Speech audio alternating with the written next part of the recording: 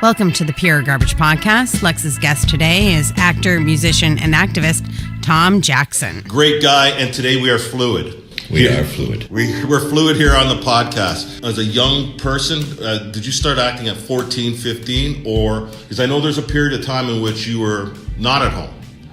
You were living on the streets? That's correct. My acting career didn't start as an acting career. It started as a guy sitting on a rock telling a story. This happened in 1975. And I got a call from CBC, and they said, we have just made an arrangement with Sesame Street out of New York to produce certain segments of Sesame Street in Canada and in certain regions. And one of those regions was Manitoba. Okay. And I was living in Winnipeg. And they said, could you learn these stories of Nanabush, which is a children's spirit in First Nation communities. Okay. Nanabujo may be out here, but Nanabush on the prairies and other tricksters in and around. Went, sat on a rock out in the middle of Falcon Lake, and I told stories about things that would happen to this children's spirit called Nanabush. And they had a camera on me. So I had to kind of remember the stories. I never considered that acting. I just considered it telling a story. I got a call from, no coincidence, Gordon McCall is his name, who was the artistic director for Prairie Theatre Exchange in Winnipeg.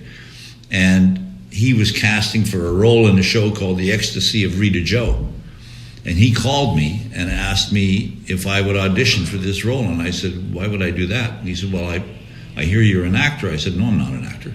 He said, yes, you are. You were in this book called Who's Who. So that got me put into the actor book. But that's not normal. That's not normal. No, none of that's normal. So it's just pure luck. And there was an interesting history with me and The Ecstasy of Rita Joe, the show. Yeah. Because it had been converted to a ballet at one point. And my mom did the Cree translation for this film behind the ballet. They had a big screen behind the ballet, dancers in the ballet. And my mom was the voice of the translation. Oh, that's cool. So I knew the story of Rita Joe because my mom had some. You left out a part. They get right to when it started or the role. But how or what made you think of acting? Because you could have been a lot of things. True enough. But let me go back to this whole point, because I didn't want to be an actor. I said to the director, I said, no, you got the wrong guy. I'm not an actor. I'm going to go back to bed now. You just woke me up. It's 11 o'clock. I was up last night playing pool, but I was playing in the bar prior to that, so leave me alone. And I hung up the phone. Yeah. But he was persistent. I said, so now I was awake. Well, it's now 12 o'clock. Yeah. And I said, okay, meet me. He said, well, can you come down and do an audition? I said, no. If you want to meet me, that's fine, but you're going to have to buy me a coffee. I'll meet you down on the corner.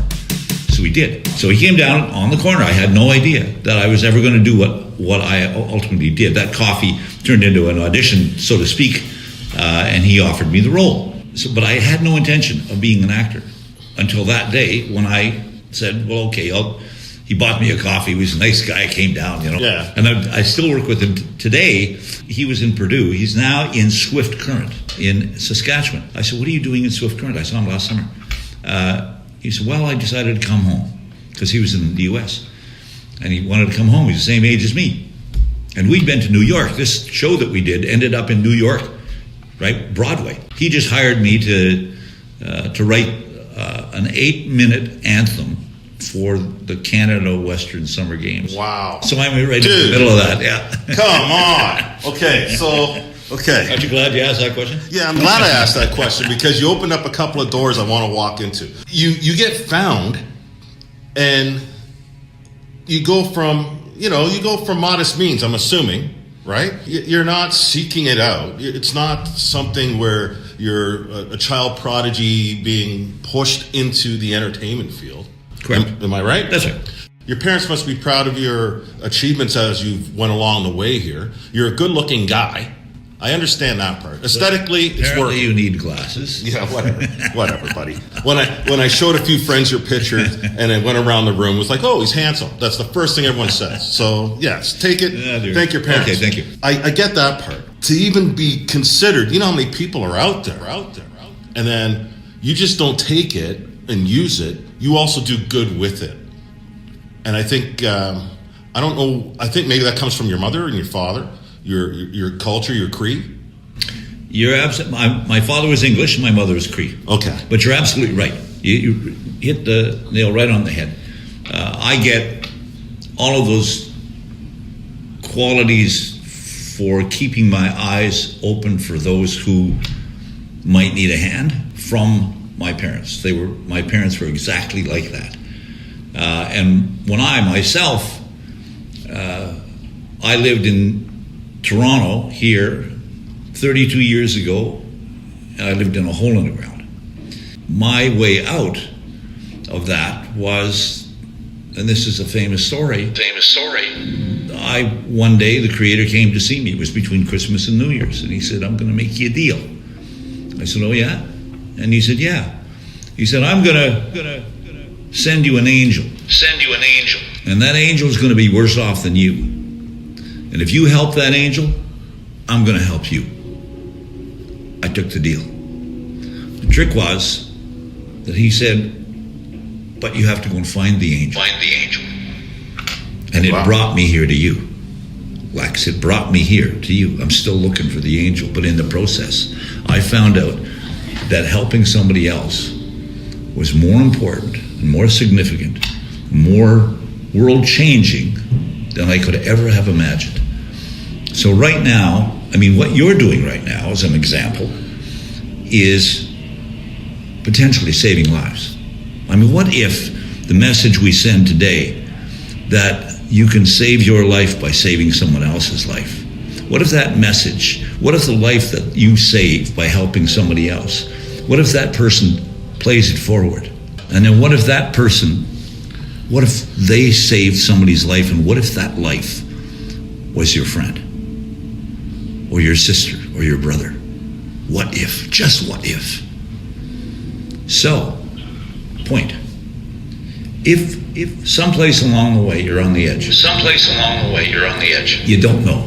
You need to empower yourself. You need to close your eyes for 10 seconds and own that 10 seconds. Become engulfed in that 10 seconds of empowering yourself. Nobody else can touch you in that 10 seconds. When you open your eyes, consciously go and do something for somebody. You'll never be the same. Someplace along the way, you're on the edge. You will never be the same. And it works every time. It's non-prescription drugs, I say. Compassion. Yeah. Laughter. Yeah. Love. Definitely. Non-prescription. Cheap. It's cheap. Doesn't cost nothing. It lasts forever. I came into the room prior. I could feel your vibe. It was up. It wasn't down. It wasn't a dark vibe. Like you get people that carry some weight. And I've been around people that carry weight. And they can't let it go. They got the isms. You're not carrying that. There's no arrogance. You're you.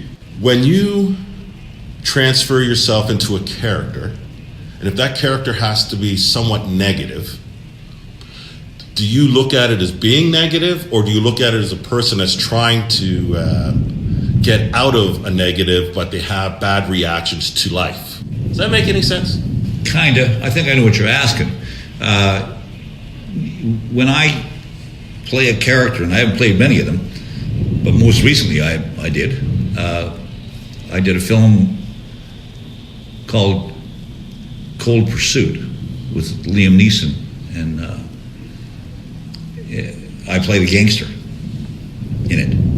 It's not my thing, but I've been around gangsters, right? So I don't have to look too much to see the character and try and adapt some stuff. See myself as a bad guy for doing it, but I have to find a bad guy to do it. That's what I mean. Like right? You're going to have to go into a place that most people don't even want to go on a regular. So I was just digging at how you would approach changing your personality, because you just said a lot of positive things. It's noted, or it's fact that you've tried to help people. You try to make people aware of not just injustice, but unfavorable conditions that humanity's going through, or parts of humanity in various locations. Let me say a couple of things. One of them is, if you act for somebody else, if you sing for somebody else, you'll be a better singer.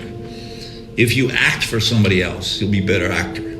If you do it for yourself, the chances are you get self-indulgent. And I'm going to guess you're not going to be as good. Just same thing, it doesn't matter what you do in life. Yeah. It doesn't matter what you do in life. If you're doing it for the money, you won't make near as much money as if you do it for somebody else. It's just the drive. It's the reward that makes you work harder when you're working for somebody else than it does if you're working for yourself. And you'll become more successful. This is my theory. But I believe it to be true because I see it myself. I get up in the morning. I don't necessarily like the guy I see in the mirror. Trust me. I stand there until I see love in the mirror. And I won't move until I see love because I need my day to be good. Right? I don't have to worry about whether I'm going to have a good day or a bad day because I have to find love in that guy and I have to share it with somebody else. See, love is economy. Love is the economy of the future. We live in a space where potentially it's robotic. Love can never be robotic. I mean, somebody might argue that. Right? But let's not go there. Yeah. The point is that love is an economy, but it doesn't have the kind of value that it can have if you share it. Its value will diminish if you don't share it. So start your day that way. Say, okay, who am I going to love today? Who am I going to help today? How does love become a verb and not just a word? Right? Because the value of that is priceless. Agreed. Right? Agreed. Now, would you be beholden to any particular faith, or do you are you spiritual from the point of? I'm not religious. You're not religious. I'm not religious, but I am spiritual. So you are spiritual. You bet. Do you meditate? Only on a plane. All right. Sometimes I'm on a plane and Yeah. I make myself invisible by closing my eyes. Gotcha. Right? When I close my eyes, nobody bothers me. I meditate, and sometimes I fall asleep. Now, as a kid, I'll go back to when you were a kid for a second. Did you follow sports? Were you a sports guy? What was your bag? Every kid or every person has a bag, but usually in your youth, you start something you kind of carry with you your whole life. Some guys play chess, some guys paint. Let me tell you what it wasn't. What wasn't it? It wasn't hockey. Hockey was my favorite sport, and even today is my favorite sport to watch on television. Right? Yeah. It's my favorite thing to do. But could I play? Not a chance. I couldn't stop. I kept bumping into the boards. I did play some basketball when I was a young man, and I enjoyed that. But I really liked playing chess, gin, right? Pool. I really like pool. You're a pool player. Yeah. Snooker? Yeah. Born on snooker. Yeah. Born on snooker. Yeah. It was a great lesson for me. There's a Canadian snooker player, world champion, Cliff Thorburn. And I was about to play a guy from Winnipeg. His name is Billy Warbenek, who was ranked number 10. And I said, Cliff, he was standing next to me. I said, Cliff, how do I beat Billy Warbenek? And he said, you take the cue out of his hands. I said, what? He said, run the table. Don't let him get out of the chair. Run the table. The lesson for me became very, very clear. It's clearer if you play 8-ball. Yeah. The whole idea is that if you're going to do something and you want to be successful, but it's a startup kind of thing. You know, we all have little startup ideas. Yeah. You need to run the table. What does that mean? That means you need to figure out how to make the 8-ball before you make the first ball. And you have to start with the 8-ball, and then the ball just before that, and the ball just before that, and the ball just before that, right up to the point where you're going to break. Why? Because if you do, you're solving all of the problems that come up, and the person sitting in the chair holding his cue never gets out of it, because you've answered all the questions. Figure out how to make the 8-ball. You have to prepare yourself. You have to have a plan, in my opinion. Truth and reconciliation. You heard that? You heard of that? Okay, so the truth is the past. So what do we do now? The truth is the past. Reconciliation is the future. You can keep history, but make history. You got to move on. Try to do some good. Yeah. And get some love going. It's the best thing in the world. Tom Jackson, thank you very much. Brother. Thank you. Thanks. Get some love going. Thank you for listening to the Pure Garbage Podcast, and thanks to Tom Jackson. To find us, subscribe on iTunes, Spotify, Google Play, Podbean, or Stitcher.